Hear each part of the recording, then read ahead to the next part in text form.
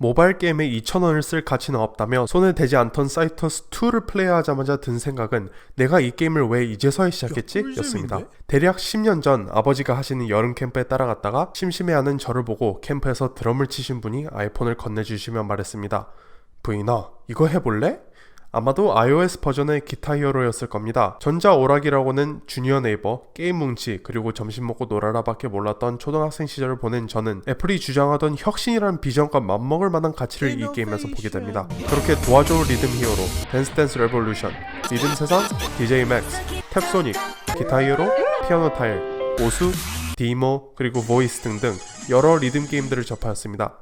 그러다 점점 한 회사의 상표가 눈에 띄기 시작했습니다. 레이아크. 레이아크는 이 영상의 주인공인 사이토스2와 그의 전작인 사이토스, 앞서 말한 디모 그리고 보이스의 개발사이기도 하죠. 디모는 일러스트와 간단한 스토리 그리고 음악으로 큰 인기를 끌었지만 게임 플레이 화면에서 조금 아쉬웠던 반면 보이스는 텍스트 덩어리였던 스토리 딜리버리 방식이 조금 아쉬웠어도 아름다운 일러스트, 음악, 그리고 컬러풀함의 역동적인 게임 플레이로 혁신적인 장르의 가능성을 개척해 나갔습니다. 개인적으로서 레이아크는 모바일 리듬 게임 업계의 최고봉을 달리는 회사라 소개할 수 있습니다. 물론 두 게임 모두 플레이 가능한 음악과 추가 스토리를 전혀 착하지만은 않은 정도의 과금 요소 DLC를 출간하긴 했지만요, 그렇게 벌어들인 돈은 아마 오늘 본격적으로 리뷰해볼 사이토스2의 개발에 쏟아부었다는 느낌적인 느낌을 적지 않게 받았습니다. 이외의 영상에서는 그 어떤 종류의 스포일러도 피하기 위해 초반 녹화본만을 사용하였지만 아무것도 모르는 상태에서 플레이해보시면 더 좋겠다는 마음에서 마지막 공지를 띄웁니다.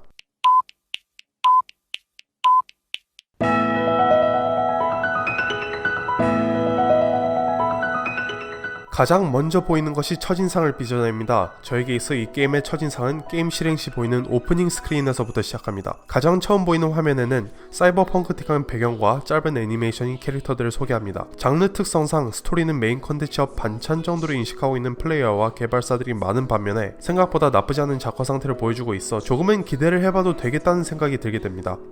캐릭터 작화 역시 나쁘지 않습니다. 각각의 캐릭터들은 개성이 있고 일러스트를 보는 것만으로도 왠지 성격과 목소리를 유추할 수 있을 정도의 몰입을 도와주는 역할을 합니다. UI 역시 아주 간략했습니다.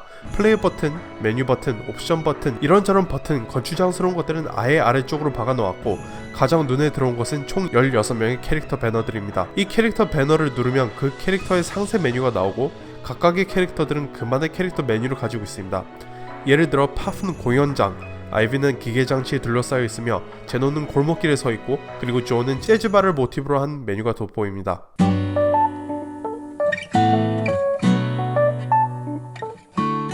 이 게임에서 캐릭터란 여태까지 경험해본 리듬 게임들과 차별화된 강점이며 음악의 장르 그 자체를 표현하는 매개체입니다. 방금 전 말했던 캐릭터의 상세 메뉴에는 그 캐릭터만의 음악 스타일을 간략하게 들려줍니다. 파프는 팝, 로브헤드는 일렉트로, 터너 R은 네오클래식, 리는 오리엔탈한 동양 악기를 베이스로 한 곡들을 가지고 있죠. 자신의 취향과 맞는 캐릭터 또는 음악 장르를 찾아 키우는 것도 사이토스2가 제공하는 재미 중 하나라고 볼 수 있습니다. 캐릭터들은 각자가 보유한 곡들을 플레이할 때마다 경험치가 쌓이고 레벨업을 합니다.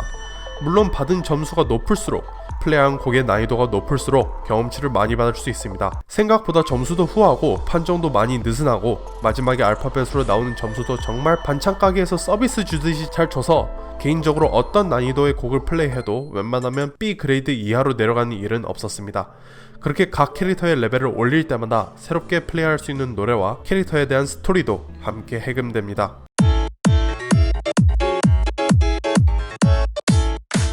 게임을 시작하기 전부터 스토리는 이미 시작되었습니다.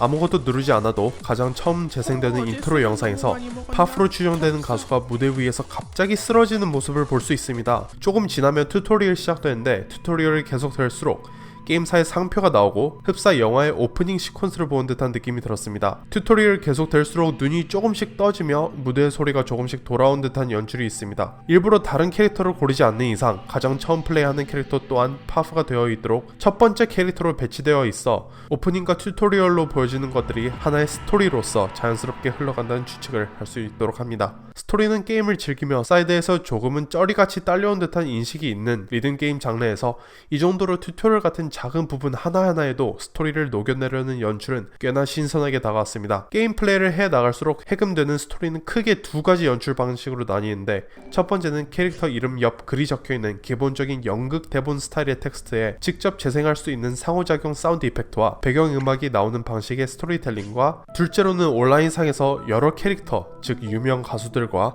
수많은 네티즌들이 소통하는 방식의 SNS 스토리텔링으로 나뉩니다. 셜록이나 I am a hero 같은 다른 미디움에선 꽤 많이 사용되고 있는 이 SNS 스토리텔링은 혁신적이진 않지만 스토리에 많은 돈을 쏟기엔 부담이 있는 장르 특성상 가성비를 추구할 수 있고 쉽고 빠르게 유저들에게 다가갈 수 있는 스토리텔링 방식이기도 하여 마음에 들었습니다. 비행기가 추락해 총을 든 정체불명의 사람들로부터 도망치는 조금 어두운 스토리부터 무뚝뚝한 남성 가수와 거북할 정도로 일본식 애교가 많은 여성 가수가 SNS로 노가리 까는 스토리까지 생각했던 것보다 다양한 소재의 스토리를 접할 수 있었습니다. 레벨업이 되면서 조금씩 해금되는 세계관에 대해서도 자연스럽게 미스테리가 풀리는 듯하여 단순히 음악에 맞춰 화면을 누르는 것만이 아닌 캐릭터들의 많은 면모를 보고 경험하고 몰입해볼 수 있는 게임입니다.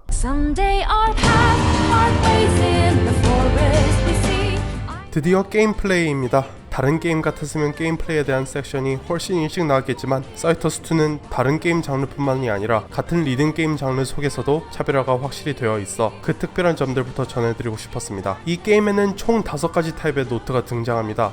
터치, 슬라이드, 게이지가 찰 때까지 누르는 홀드, 동그라미가 채워질 때까지 누르는 홀드, 그리고 플릭이 있습니다.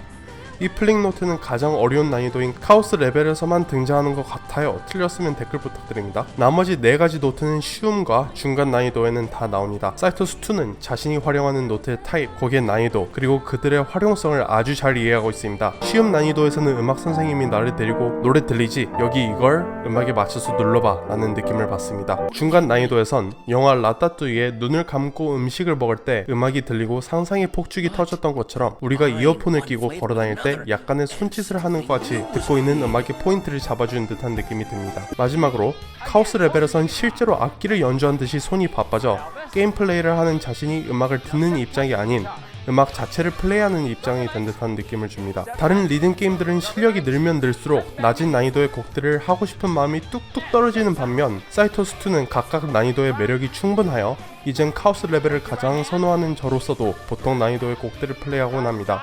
자, 여태까지 들었을 땐 모든 면에서 완벽한 게임이죠? 아닙니다. 아주 아닙니다. 이제부터 모든 것을 안아주고 헤아려주던 디즈니 공주 같던 브이니를 버리고 모두 까기 인형 브이니가 되어 한 가지 까보도록 하죠.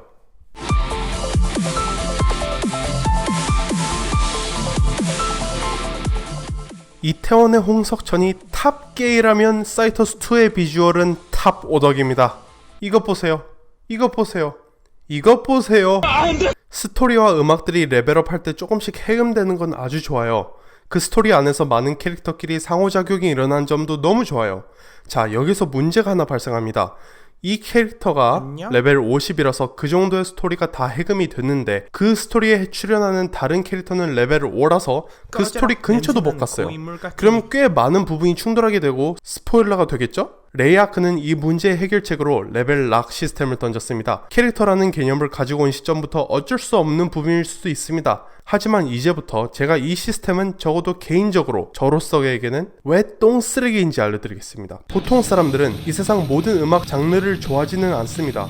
두루두루 듣는다 하더라도 좋아하지 않는 음악은 분명 존재합니다. 이 게임에서 플레이하며 얻는 것은 1. 음악에 어우러지는 게임 플레이 그 자체. 2. 그로 인한 경험치. 3. 경험치로서의 레벨업과 스토리, 음악 해금입니다. 물론 리듬 게임을 하는 것이기에 1번만 보고도 플레이할 가치는 있으나 나머지 2번과 3번을 레벨락 시스템으로 인해 잃게 될 경우 내가 시간을 투자했을 때 얻는 3가지 중 2가지를 잃게 되어서 플레이어로서 얻는 성취감은 반 이하로 줄고 어쩔 수 없이 이 락을 풀 방법을 찾게 되는 겁니다. 상호작용이 있는 캐릭터들을 주어진 레벨까지 키울 수밖에 없다는 겁니다. 어떤 캐릭터가 하는 음악 장르 자체를 선호하지 않더라도 플레이를 할 수밖에 없단 말입니다. 내가 쓰고 싶은 캐릭터를 쓰기 위해 내가 쓰기 싫은 캐릭터의 노가다를 뛰어야 한다는 겁니다. 문제가 보이십니까? 이건 최근 어쌔신 크리드에서 가장 큰 문제점 중 하나였던 쓰레기 RPG 요소와 필수적인 사이드 퀘스트와 다를 점이 없다는 거죠.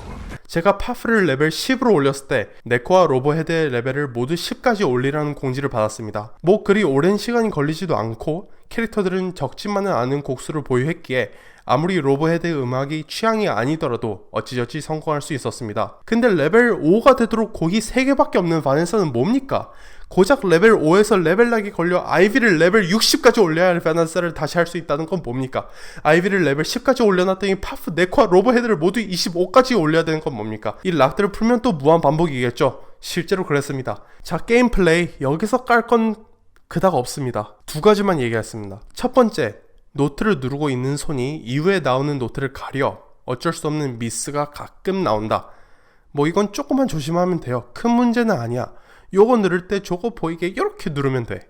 2번째, 누르는 모든 노트가 어떤 사운드를 표현하는지 직관적으로 와닿는 쉬움과 보통 난이도와는 다르게 카오스 난이도에서는 이건 대체 뭘 표현한 거지? 라는 의문점이 드는 무조건 난이도만을 올리기 위해 넣은 것 같은 노트들이 가끔 목격된다. 고로 몰입감이 갑자기 무너진다. 모든 곡들이 그런 게 아니에요. 많고 많은 사이토스2의 음악 중 정말 소수의 곡들에게만 일어난 현상이니 오래도록 물고 늘어질 계획은 전혀 없습니다. 자, 초반은 아주 마음에 듭니다. 캐릭터 빌딩, 시스템 소개, 월드 빌딩 많은 부분을 충족시켜주죠. 리듬게임하다 XNS로 있는 제논, 네코, 그리고 조의 티키타카를 이어 레이아크사의 전작 주인공인 디모의 피니시는 웃음을 주기에 충분했죠. 하지만 갈수록 가관이었습니다. 레벨링 파트에서도 많은 민폐를 끼쳤던 바네사라는 캐릭터로 예를 들어보죠. 레벨 5를 달성했을 때 이전 말했듯이 사실상 캐릭터는 시한부 판정을 받습니다. 고작 레벨 5에서 더 플레이할 가치는 나락으로 떨어집니다. 그런데 그 고작 레벨 5까지 올리는 노력도 재미가 없다면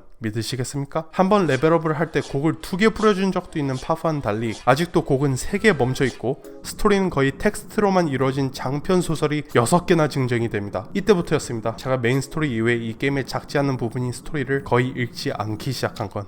자, 대망의 돈입니다. 돈. 레이아크사는 돈 문제로 아주 민감하죠. 여태 많은 레이아크의 리듬 게임들이 그랬듯 처음부터 풀리는 컨텐츠가 아주 좋은 건 인정합니다만 악랄한 과금 유도 역시 잊지 않았습니다. 이미 1.99달러를 내고 받은 게임을 처음 열자마자 보이는 메뉴에서부터 이미 풀려있는 6명의 캐릭터 옆 10명의 유료 캐릭터가 더 있다는 것을 찾아볼 수 있습니다. 안 산다고 안 보인 것도 아니고 산다고 나타나는 것도 아닙니다. 무료로 풀린 캐릭터 옆에는 겉으로는 풀렸는지 아닌지 구별이 안 된 상태로 항상 옆에 있을 것입니다. 각각의 캐릭터는 9.99달러, 캐릭터 단 한 명을 사기에도 모바일 게임치곤 적지 않습니다. 국밥 한 그릇보다 더 나가는 가격입니다. 선뜻 내기가 망설여집니다. 이때 파격적인 제한이 게임 아주 초반 들어옵니다. 대략 90달러에 가까운 이 컨텐츠들을 40% 세일을 해서 36달러에 제공한다는 것이었습니다. 물론 여기에 텍스가 붙어 실제로는 40달러 조금 안 되는 값이라는 걸 알려주진 않죠. 저는 이 트랩에 빠졌습니다. 게임이 시작한 지 얼마 안 됐고 이후 드러나는 지루한 스토리와 더러운 레벨 락킹은 아직 구경도 못한 채 게임 초반에 개발사의 모든 신경을 쏟은 듯한 가히 최고의 리듬 게임이라고 할 수 있는 초반 2시간 정도의 컨텐츠, 저는 안일하게도 이런 갓게임이 DLC로만 2배가 더 있다고? 라고 생각하며 아는 어르신께 적지 않은 용돈도 최근에 받았겠다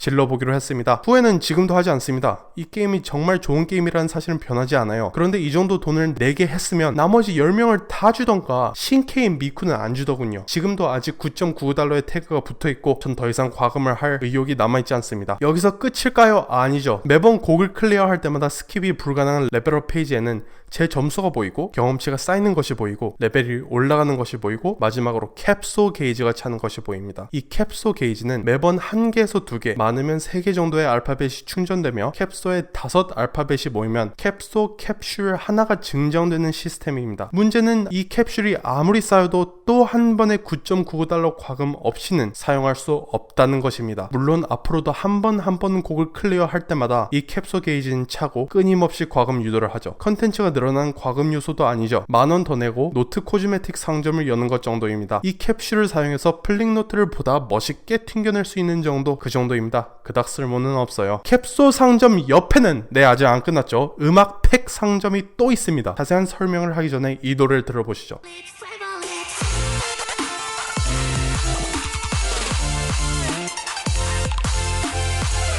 노래 좋죠. 전 좋은 것 같습니다. 개인적으로 전 이 노래를 사고 싶습니다. 사죠. 리듬 게임이 음악 한 곡을 1달러에 파는 건 흔한 일이죠. 그냥 아이튠즈에서 한 곡을 사도 1달러는 나가니까요. 아니요, 5달러입니다. 왜? 5개의 곡을 묶어 파니까. 레벨업을 해 곡을 조금씩 해금해가는 기본 시스템과는 다르게 4.9달러를 내면 주어진 캐릭터들에게 총 5개의 곡을 주는 방식의 과금 요소입니다. 문제는 개별 구매가 불가능하다는 점에 있습니다. 또한 플레이하고 싶은 곡이 3곡이라면 이 곡들이 같은 팩에 존재할 확률은 거의 없다고 보시면 됩니다. 그렇다면 이 3곡을 위해 총 15개의 곡, 즉 15달러를 내야 한다는 겁니다. 완벽하지 않습니다. 이 게임은 단점이 많아요. 하지만 그것만으로 이 게임을 나쁜 게임이라고 칭하기엔 너무너무 재미있습니다. 전 이 게임이 좋아요. 1.95달러 버전이라도 즐길 거리는 충분하고 엄청난 리듬 게임 팬이 아닌 이상 가끔 킬링 타임용으로 하기에도 적합한 게임이 되진 않을까 싶습니다. 제가 주는 점수는 3점입니다.